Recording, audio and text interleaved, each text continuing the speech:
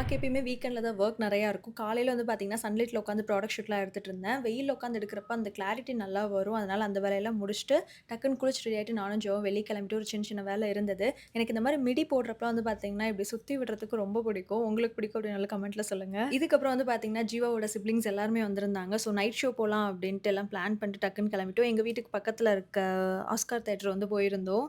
இதுவரைக்கும் நெறைய night show movie போயிருக்கோம். ஆனா, இந்த மூவில என்னன்னு தெரியல. என்னையே அறியாம நான் நல்லா தூங்கிட்டேன். டைட்டில் கார்ட் போட்டு கொஞ்ச நேரத்திலேயே வந்து பார்த்தீங்கன்னா, தூங்க ஆரம்பிச்சது தான். அதுக்கப்புறம் இன்டர்வல்ல எழுப்பி விட்டாங்க.